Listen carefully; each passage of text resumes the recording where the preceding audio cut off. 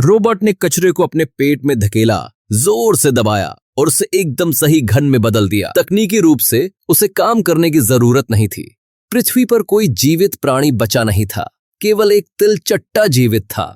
फिर भी रोबोट 700 साल तक अकेले काम करता रहा। समय के साथ उसने अपनी खुद की जागरूकता विकसित कर ली। उसने अध्ययन करना शुरू किया कि इंसानों ने गगनचुंबी इमारतें कैसे बनाई, फिर कचरे को ऊंची इमारतों में ढेर करना शुरू किया। उसका मानना था कि जब पृथ्वी साफ हो जाएगी तो इंसान लौट आएंगे। समस्या ये थी कि इंसानों ने खरबों टन कचरा छोड़ दिया था। बाकी सभी रोबोट खराब हो चुके थे, केवल वो बचा था जो अभी भी मिशन को जारी रखे हुए था। एक दिन अपना काम खत्म करने के बाद वो अपने छोटे से घर लौटा। भले ही वो कचरे के ढेर में रहता था, रोबोट को साफ रहना पसंद था।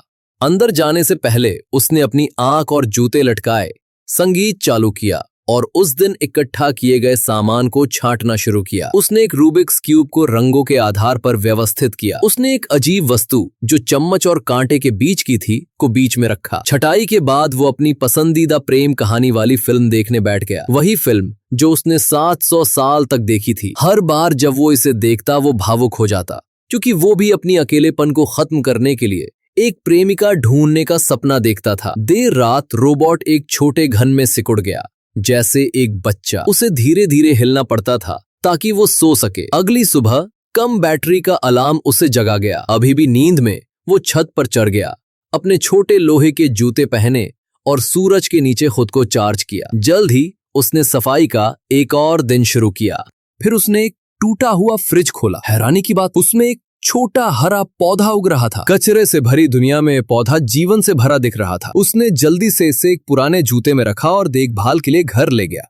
लेकिन ठीक पहले एक लाल बिंदु ने उसका ध्यान खींचा। रोबोट ने उसे पकड़ने के लिए हाथ बढ़ाया, लेकिन चाहे जितना कोशिश की वो उसे पकड़ नहीं सका। जिज्ञासा में वो लाल बिंदु का पीछा करने लगा, बिल्कुल अनजान कि उसके पीछे और भी कई लाल बिंदु इकट्ठा हो रहे थे। जब लाल बिंदु अचानक रुका तो उसके सिर के ऊपर एक जोरदार गड़गड़ाहट गूंजी और जमीन तेजी से हिलने लगी। विस्फोट से डरकर उसने अपनी धातु की पंजों से जमीन में खोदना शुरू किया।